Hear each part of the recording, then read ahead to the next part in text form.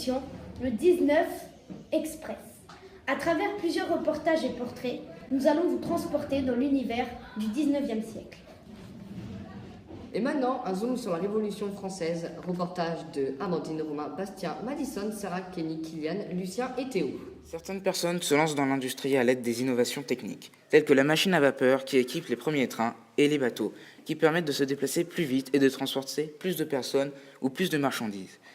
Mais les innovations techniques ne touchent pas seulement les moyens de transport.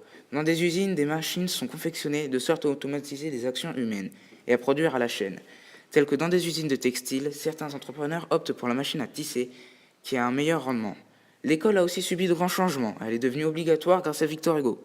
L'arrivée des industries et de l'équipement plus performants participe grandement au développement du capital.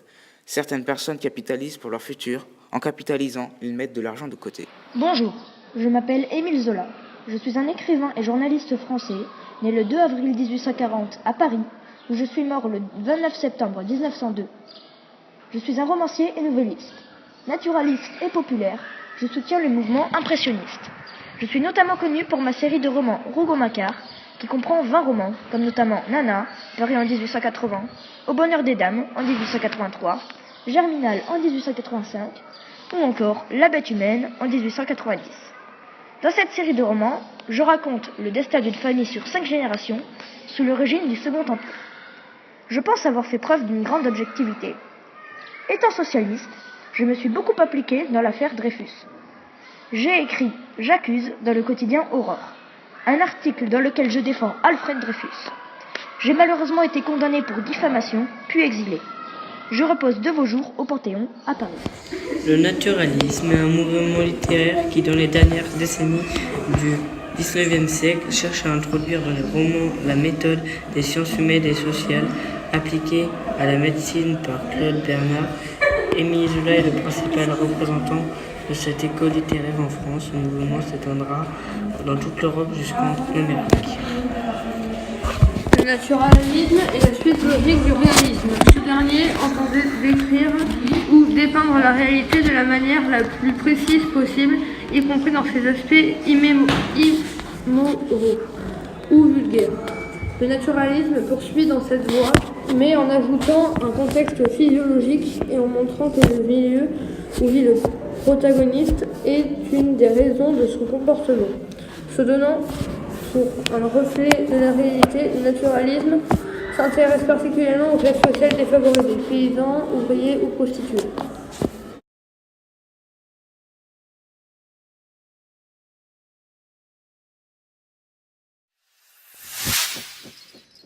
En 1890, Émile Zola a écrit La bête humaine. Il parle d'un train à vapeur dont le chauffeur perd le contrôle. Le train roule très vite, sans s'arrêter, et finit par prendre feu et crame tout entièrement sans rien laisser. Pour cela, il utilise le vocabulaire suivant. Chaudière, charbon, wagon. Et tout de suite, votre prochain sujet sur les transformations de Paris, illustré par un tableau de Claude Monet. Reportage de Charlotte, Lola, Erwan, Louis, Eva, Audrey, Margot, Pauline et Ulysse. Bonjour, je m'appelle Claude Monet. Je suis né le 14 novembre 1840 à Paris. Je suis un célèbre peintre impressionniste français. J'ai peint de célèbres œuvres comme Les Coquelicots, Impression, Soleil levant ou encore Nymphéas. J'ai d'abord commencé par la caricature. J'ai appris beaucoup à l'Académie suisse en 1859. Mais j'ai dû aussi faire mon service militaire en 1861. J'ai peint la femme en robe verte qui représentait ma femme, Camille Doncieux, que j'épousa en 1870. Enchanté, je suis Georges Eugène Haussmann et je suis baron. Je suis né le 27 mars 1809 dans notre belle capitale française. Fils de Nicolas Valentin Haussmann et d'Ève Marie Henriette Caroline Denzel, de son nom de jeune fille, je fis mes études au lycée Condorcet de Paris et entamai un cursus de droit tout en étant élève au Conservatoire de musique de Paris. Je fus nommé sous-préfet de plusieurs départements et en Gironde, je rencontrai ma magnifique épouse, Octavie de La Harpe, avec laquelle j'eus 2 enfants, Valentine et Marie-Henriette. Par la suite, je fus nommé préfet de plusieurs départements, sénateur du Second Empire, préfet de la Seine, puis député. J'ai aussi rencontré l'empereur Napoléon III, qui m'a confié la mission de restaurer Paris, de l'assainir et de l'embellir. Le coût de l'opération était astronomique. L'empereur a dû souscrire un prêt de 250 millions de francs en 1865 et un autre de 260 millions de francs en 1869. 400 autres millions de francs furent investis par la banque d'affaires de Pereire afin d'aider à la concrétisation du projet. Il était estimé qu'environ 60% de Paris a été modifié par mes soins. La ville de Paris a connu de nombreux changements. Dans le roman Au bonheur des dames de Émile Zola, il parle de tous les changements faits au XIXe siècle. Il y a un grand magasin qui profite des bouleversements de Paris. Napoléon III découvrit le projet de son oncle, Napoléon Ier. Il décida de construire de nouvelles rues et d'avenues. Leurs objectifs sont d'assaisir la ville, améliorer l'éclairage naturel, renouveler les habitats, élever les monuments prestigieux.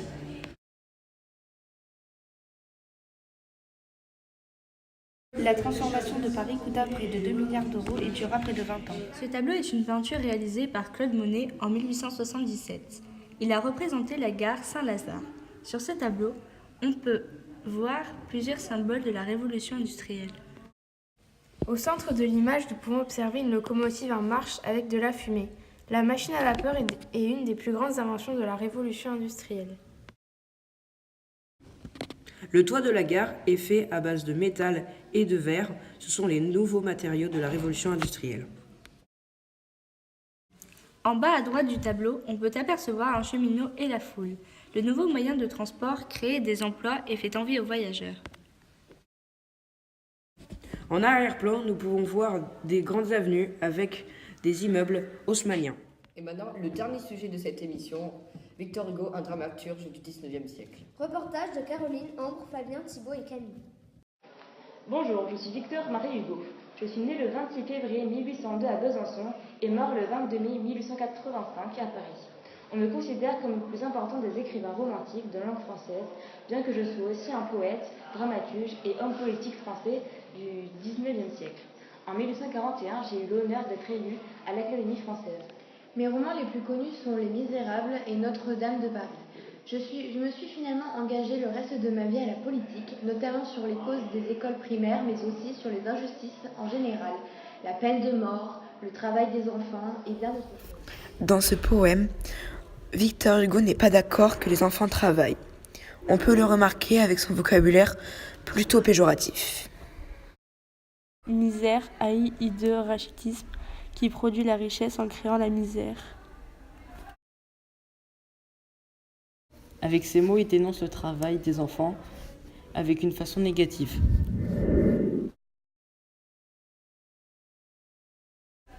Accroupi sous les dents d'une machine sombre.